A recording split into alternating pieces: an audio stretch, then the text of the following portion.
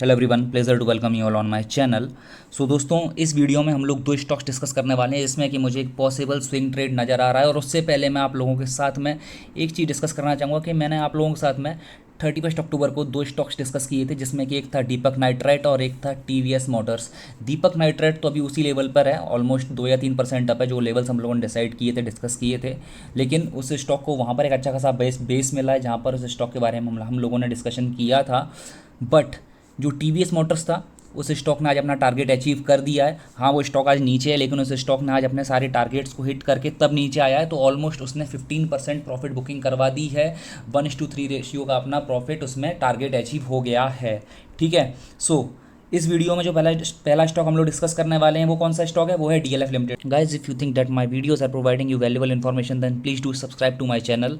सो दोस्तों, आज का जो पहला स्टॉक है वो है डीएलएफ लिमिटेड। और इस स्टॉक में जो मैं आप लोगों को बताना चाहूँगा कि ये स्टॉक पहले एक पैटर्न बना रहा था, और जहाँ से इसने ब्रेकआउट दिया, ये अच्छा खासा यहाँ से ऊपर गया था। This was the resistance and this was the support. Okay. So ये स्टॉक यहाँ से अच्छा खासा ऊपर गया, इसने ब्रेकआउट दिया अपने स्ट्रेंगल पैटर्न से। फिर इसने एक अच्छा खासा स्विंग लिया यहाँ पे, इफ़ यू नोटिस, इसने एक अच्छा खासा यहाँ पे स्विंग लिया, और ये पुल बैक लेने के बाद में अभी वापस से ऊपर जाता हुआ दिखाई दे रहा है। ठीक है। सो इस स्टॉक में अभी एंट्री कहाँ बनाई जा सकती है? इस स्टॉक में भी एंट्री बनाई जा सकती है जैसे ही ये स्टॉक अपने इस वाले लेवल को तोड़ता है, around 444। So we can expect some entry in this stock at okay 445 के लेवल पर। इस स्टॉक में हम लोग एक एंट्री एक्सपेक्ट कर सकते हैं, एक एंट्री ले सकते हैं। ठीक है। सो अभी अगर हम लोग फिबोनाची लगाएंगे तो, ठीक है, मैं अगर यहाँ पे फिबोनाची लगाऊंगा, मैं अब यहाँ पे फिबोनाची रिट्रेसमेंट लगा रहा हूँ दोस्तों। सो अगर आप लोग फिबोनाची पे देखोगे तो फिबोनाची पे स्टॉक ऑलमोस्ट 0.5 से एक अच्छा खासा सपोर्ट लेता हुआ दिख रहा है। Okay. So let me do one thing, मैं ना यहाँ पर 0.32382 हाइड कर देता हूँ। सो दोस्तों, अगर आप लोग नोटिस करोगे, ये स्टॉक ना 0.5 पर एक अच्छा खासा यहाँ पे सपोर्ट लेता दिख रहा है। यहाँ इनफैक्ट केस ने 0.5 को टच भी नहीं किया है, तो फिर ये एक हेल्दी करेक्शन है। ठीक है। जब तक कोई स्टॉक रिट्रेसमेंट के टाइम पर 0.618 को टच नहीं करता है, तब तक उसमें एक हेल्दी करेक्शन माना जाता है, तब तक उसमें करेक्शन एक वैलिड माना जाता है। लेकिन जैसे ही वो अपने 0.618 को ब्रेक कर देता है, we can expect it to go down. ठीक है। तो इस स्टॉक में अभी मैं क्या देख रहा हूँ? इस स्टॉक में मैं ये देख रहा हूँ कि ये स्टॉक यहाँ तक आया और यहाँ से ऊपर निकल गया। ओके। सो फिबोनाची के दो रूल हैं। अगर स्टॉक अपने पहले जोन से निकल जाता है, ठीक है, 23.6 के यहाँ से निकल जाता है, तो ये एक इसमें हेल्दी बुलिशनेस मानी जाती है। 0.32 को हम लोग ज़्यादा कंसीडर नहीं करते हैं। ठीक है। बिकॉज अगर उसने 0.32 ब्रेक किया तो 0.5 तक आएगा ही आएगा, तो 50% पर एक हेल्दी करेक्शन माना जाता है। ठीक है। सो ये स्टॉक यहाँ पर आया ऑलमोस्ट 0.5 तक, यहाँ से ऊपर जा रहा है, तो फिर अभी इसमें टारगेट क्या एक्सपेक्ट करेंगे? टारगेट एक्सपेक्ट हम लोग वही अपना रेशियो रखेंगे 1:2 का और 1:3 का। ठीक है। या फिर अगर हम लोग फिबोनाची एक्सटेंशन लगाएंगे इसमें, जो कि मैं बहुत ही रेयरली यूज़ करता हूँ, ट्रेंड बेस्ड एक्सटेंशन। ओके। सो अगर आप लोग पहले देखोगे ना, तो इसने जो ट्रेंड एनालिसिस अपना किया था, तो इसमें मुझे क्या एक्सपेक्ट था? मुझे इसमें ये एक्सपेक्ट था, जैसे इस स्टॉक ने ना यहाँ पर ब्रेकआउट दिया था 786 पर, ये स्टॉक मुझे पता था, मुझे पता नहीं था, मुझे ऐसा एक्सपेक्ट था कि यहाँ तक जाएगा 1.618 तक। ठीक है। तो 427 का इसका लेवल था, और तो ये इसको ब्रेक करके थोड़ा सा ऊपर गया, वापस से ये नीचे आ गया अपना एक पुल बैक लेने के लिए। ठीक है। सो अभी अगर मैं इसमें वापस से एक एक्सटेंशन, ट्रेंड बेस्ड एक्सटेंशन लगाता हूँ फिबोनाची का, so what can we expect in this stock?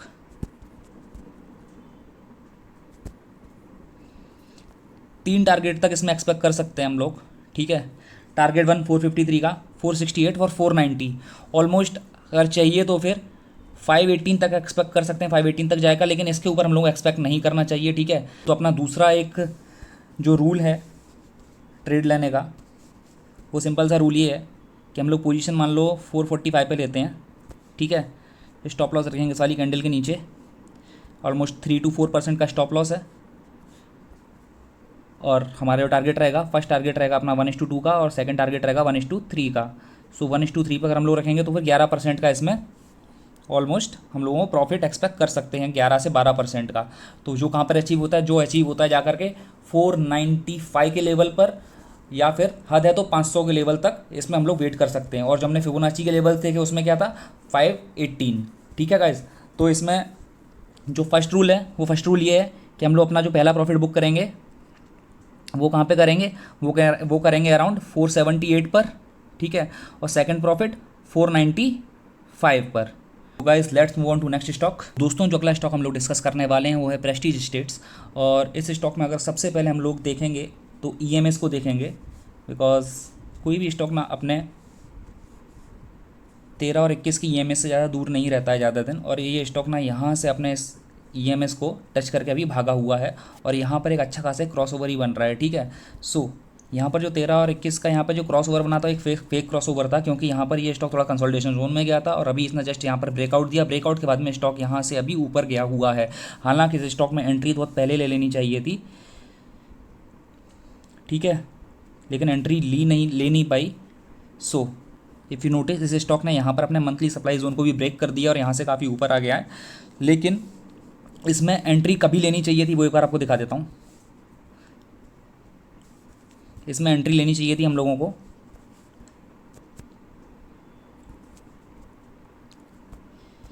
इस रेट पर। ठीक है, बिकॉज ये स्टॉक जैसे यहाँ से नीचे आया, नीचे आने बाद में यहाँ पर एक एंट्री ले लेनी चाहिए थी इस कैंडल के हाई के ऊपर। कौन सी वाली कैंडल के हाई के ऊपर? इस वाली कैंडल के हाई के ऊपर। ठीक है, वो किस लिए लेनी चाहिए थी? क्योंकि यहाँ पर एक स्ट्रॉन्ग कैंडल थी और इसके साथ में यहाँ पर एक वॉल्यूम कन्फर्मेशन भी हम लोगों को अच्छा खासा था। इट्स फाइन, क्योंकि अगर हम लोगों ने वहाँ पे एंट्री नहीं ली है तो फिर मार्केट हम लोगों को सेकंड अपॉर्चुनिटी भी देता है। सो सेकंड अपॉर्चुनिटी किधर दे रहा है मार्केट? इधर हम लोगों को ये वाला ब्रेकआउट मिल रहा है। ठीक है, और हम लोग जो यहाँ पर देखेंगे ये एक असेंडिंग ट्रायंगल का ब्रेकआउट है।